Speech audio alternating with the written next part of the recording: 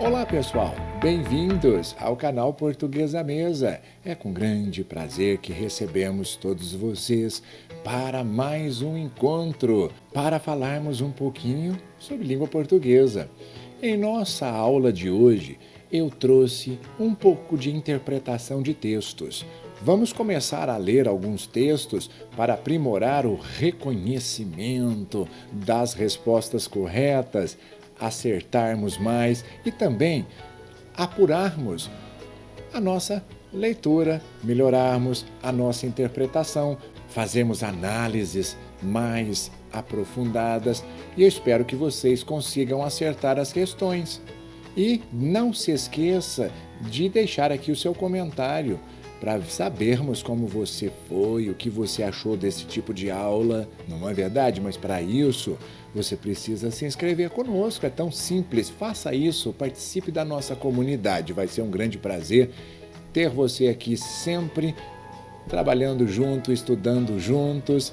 E vamos começar a nossa aula de hoje. Espero que todos vocês se saiam bem. Um grande abraço e vamos estudar um pouquinho de interpretação de textos. Até mais, eu te vejo na aula, pessoal. E vamos iniciar a nossa aula de hoje já com a leitura de uma tirinha do escritor Luiz Fernando Veríssimo. Para entendermos tudo isso aqui no canal, nós já dissemos várias vezes que para você apreender sentidos, quer dizer, captar a mensagem, captar a ideia do autor, o sentido de um texto, ele é bem amplo. Agora, o primeiro pré-requisito é o domínio do código linguístico, daquilo que está escrito ali. Como na língua nós sabemos, pessoal, que as palavras elas se combinam de acordo com certas regras e é necessário para você interpretar um texto conhecer o sentido dessas palavras que compõem este texto e também identificar o modo como essas palavras estão ali colocadas. Aqui, só para treinar, realmente fazer um aquecimento, não é tão difícil essa proposta. O que colocamos é o seguinte: as cobrinhas, quando ele escrevia cobrinhas, hoje ele não mais faz isso, mas nessa época o autor propôs o seguinte: vamos ler. A tirinha a seguir, de Veríssimo, ilustra com propriedade como uma palavra pode até adquirir sentidos opostos conforme o contexto em que está inserida. Aqui nós temos a seguinte posição: que cotação você daria ao governo FH depois de um mês? Esse FH é na época do governo Fernando Henrique Cardoso. É uma tirinha já, digamos, da história do Brasil. E ali as cobrinhas estavam julgando aquele governo. E ele disse assim: 10. E na sequência da tirinha, completa-se dizendo quilômetros por hora. Aqui você já começa a perceber a sátira de criticar uma proposta. E colocamos para vocês analisar juntos comigo o seguinte contexto. Vamos ler?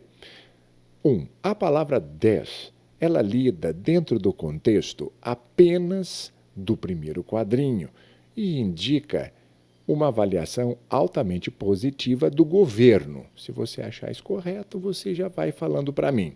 E na questão número 2, já no contexto da tirinha toda, isto é, relacionada com o segundo quadrinho, a mesma palavra assume sentido oposto, pois, como marcador de velocidade, 10 km por hora, habitualmente indica lentidão.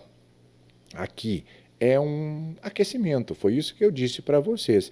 Você percebeu como foi montado? Na maioria das provas, na maioria dos testes, eles vão querer que você interprete e explique a sequência. Aqui nós só colocamos para chamar sua atenção. E é óbvio que você vai dizer que as duas estão corretas, todas as duas. Ali ele diz 10 no sentido de ter avaliado o governo, mas depois ele pega e diz que era 10 km/h, quer dizer, muito lento, meio parado. É uma crítica do escritor ao governo daquela época. Agora, vamos continuar com uma outra situação. Imagine o seguinte: leia comigo este comunicado enviado por uma escola aos pais dos alunos. Prezado aluno, informamos-lhe que os possíveis interessados na excursão só poderão se inscrever com aquiescência explícita do pai ou do responsável. É muito comum nós sabermos que, quando lemos um texto, algumas palavras, alguns vocábulos acabam nos deixando até meio nervosos, temerosos, por não sabermos o que eles significam. E isso compromete muito o sentido global do texto. Mas, pela leitura em geral, dá para tirar aqui alguma conclusão, porque se não sabemos o significado de uma palavra, que no caso seria aquiescência, como está aqui, porque a questão disse assim: em comunicados formais como esse, podem ocorrer palavras que não fazem parte do nosso cotidiano, como é o caso de aquiescência. Foi isso que aconteceu aqui. Agora, qual é a tua obrigação?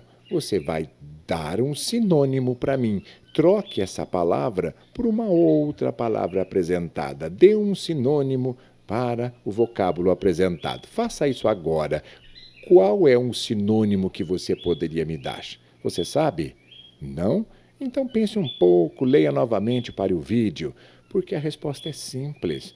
É o seguinte: aquiescência seria consentimento. E aqui você poderia, óbvio, era muito mais prático utilizar uma palavra bem mais conhecida do que uma palavra erudita, porque não há comunicação com os pais. Obviamente, as pessoas hoje possuem aí a facilidade de buscar o dicionário eletrônico, e isso deve ser feito a cada segundo para podermos adquirir vocabulário e aumentarmos, ampliarmos a nossa capacidade de entendimento linguístico, não é verdade? Então agora o comunicado está esclarecido para o aluno, não é? Participar aí dessa excursão é necessário que o consentimento explícito do pai ou do responsável. Ficou bom para você? É fácil, não é? Basta simplesmente olhar o global aqui. Deu para entender bem. Vamos continuar a nossa aula? E agora vamos ler um outro texto. Na tela, acompanhe comigo. Há textos em que a dificuldade de interpretação decorre do modo de combinar as palavras. Isso se dá, sobretudo, na linguagem poética, em que vários tipos de motivação dão origem a combinações pouco usuais. A letra do hino nacional brasileiro é exemplar para demonstrar esse tipo de ocorrência, como se pode notar nos versinhos que seguem. Vamos ler? Ouviram do Ipiranga as margens plácidas de um povo heróico o brado retumbante. Nós sabemos que esta poesia, digamos o hino, ele está em hipérbato, mas em sintonia sintático-semântica. Aqui você tem que prestar atenção no seguinte: nesse pequeno trecho, há 3 palavras que, embora não sejam tão raras, não são também muito comuns, não são costumeiras. No caso, plácidas, brado e retumbante. O exercício é simples. Eu quero que você dê o sentido de cada uma delas. Qual é o sentido de cada uma delas? Faça isso agora. Vamos ver? Você consegue? Então diga para mim. E na resposta você vai dizer que significa o seguinte. Vai ser? Olha só. Plácidas são calmas, quer dizer, as margens calmas. O brado seria o grito, e o retumbante é aquilo que ecoa, aquilo que é estrondoso, aquilo que reboa. Você sabia disso? Muitas pessoas cantam o hino nacional sem ao menos se dar conta do que significam as palavras que ali se encontram. É importantíssimo entendermos como funciona o vocabulário. E é necessário, sim, você que faz um estudo da língua portuguesa e quer ter sucesso na sua vida, vamos aprender o que significam as palavras. Tudo bem com isso? Vamos continuar porque temos mais exercícios para vocês. Agora na tela, um outro exercício, um pouquinho de atenção para você não errar a pergunta.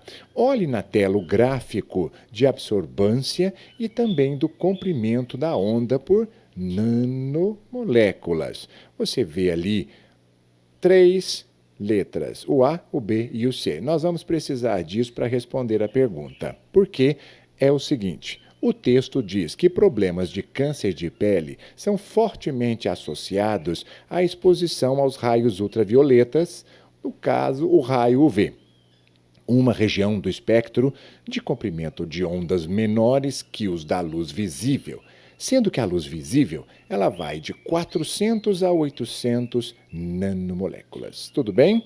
Agora, alguns filtros solares funcionam absorvendo radiação UV num processo que também leva à decomposição das substâncias ativas ali presentes, o que exige aplicações subsequentes do protetor.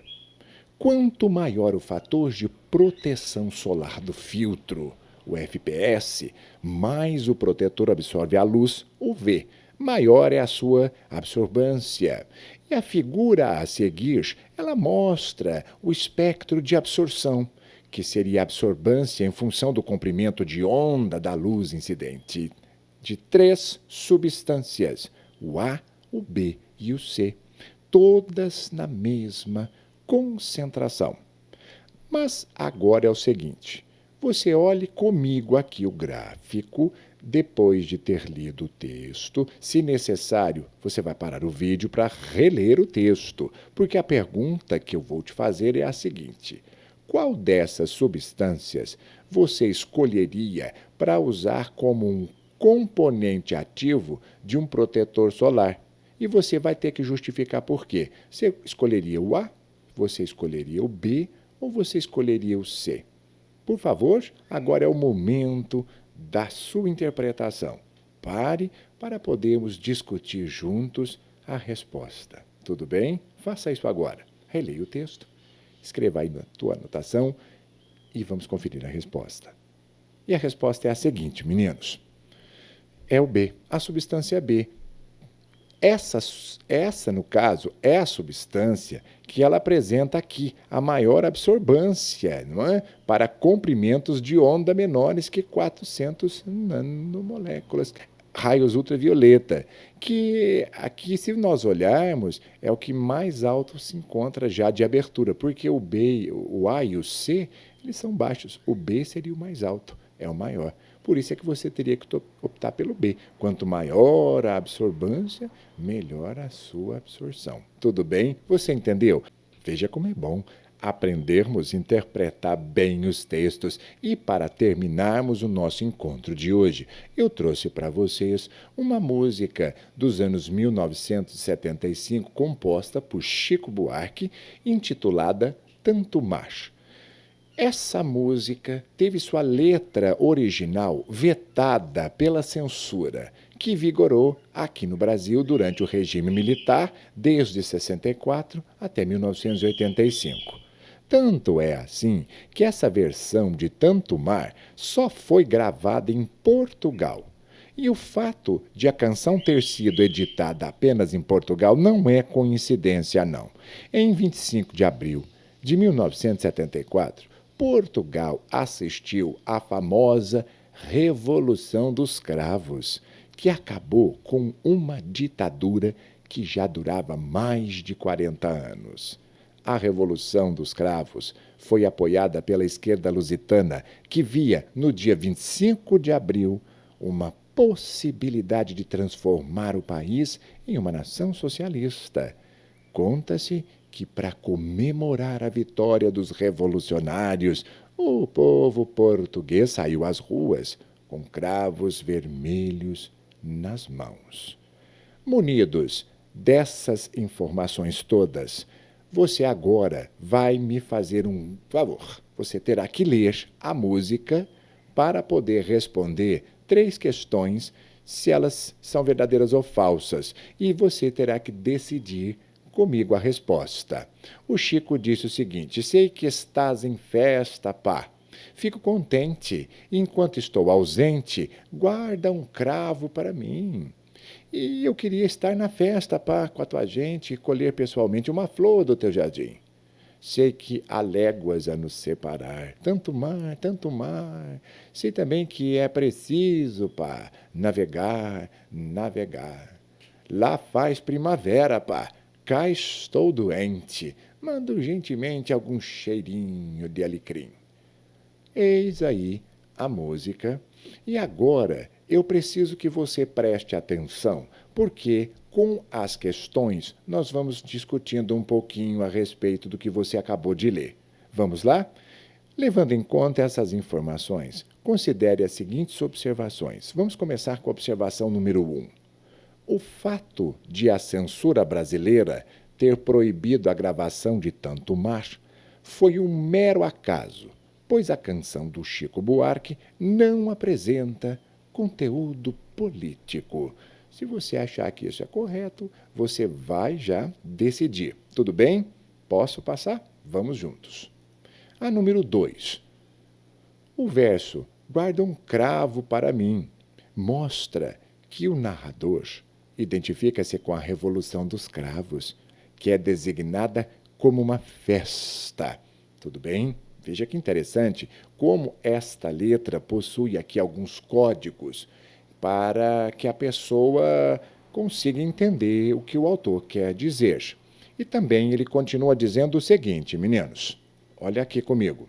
Ao dizer, manda urgentemente algum cheirinho de alecrim, o narrador ele deixa implícita a ideia de que deseja que ocorra em seu país o mesmo que estava acontecendo no país de seu interlocutor. Será que é isso? Qual destas 3 opções você vai aceitar? Porque aqui ficou muito claro para nós que existe alguma situação que é de cunho político aí, não foi? Porque nós vamos decidir que seria a 2 e a 3, porque a número 1 ele disse que não havia cunho político. Ah, sim, há um cunho político aqui, e o autor está realmente fazendo alusão a problemas que na época dos anos 70 estava ocorrendo. E é isso que ele jogou e traduziu. Tudo bem? Seria isso. Você percebeu como é importante por trás das letras nós conseguirmos compreender? Tanto que quando ele joga, por exemplo, aqui, ó, sei que está em festas, pá. Esse pá seria a pátria. Ali, no caso, a nação em questão. São cifras que ele colocava e tentava passar sua informação. Tudo bem? Entendemos? Muito bom.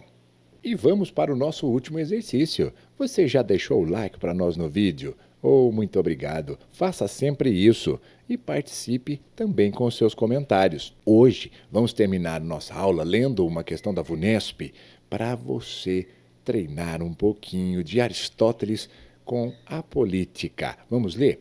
É preciso dizer que com a superioridade excessiva que proporcionam a força, a riqueza, os muito ricos não sabem e nem mesmo querem obedecer aos magistrados. Ao contrário, aqueles que vivem em extrema penúria desses benefícios tornam-se demasiado humildes e rasteiros. Disso resulta que uns incapazes de mandar só sabem mostrar uma obediência servil e que outros, incapazes de se submeter a qualquer poder legítimo, só sabem exercer uma autoridade despótica. Bonito a fala de Aristóteles. Só que agora você tem um teste de múltipla escolha. E aqui vamos ler o que é pedido para que você faça. Segundo Aristóteles, do ano 384 a 322 a.C., que viveu em Atenas e em outras cidades gregas, o bom exercício do poder político pressupõe o quê, pessoal? Se você precisar reler o texto, faça isso agora, porque vamos ler as questões? Seria o A, o confronto social entre ricos e pobres. A letra B, a coragem e a bondade dos cidadãos. Uma eficiente organização militar do Estado. E a atenuação das desigualdades entre cidadãos. e um pequeno número de habitantes na cidade. O bom exercício do poder político pressupõe o quê? Que seria esse pressuposto dito por Aristóteles? Por favor, agora é a sua hora. Vamos ver a resposta? Isto mesmo, a letra D. É a atenuação dessas desigualdades entre cidadãos. Foi isso que ele deixou claro quando ele menciona no texto sobre aquela obediência servil e que outros, incapazes de submeter a qualquer poder legítimo, só sabem exercer uma autoridade despótica. Seria isso mesmo, seria dar uma atenuada nessas situações. Tudo bem? E esse vídeo vai ficando por aqui. Eu agradeço muito a sua presença conosco aqui no canal e espero você para o nosso próximo encontro, a nossa próxima aula. Um grande abraço a todos vocês e eu te vejo em nosso próximo encontro. Tchau, tchau, pessoal.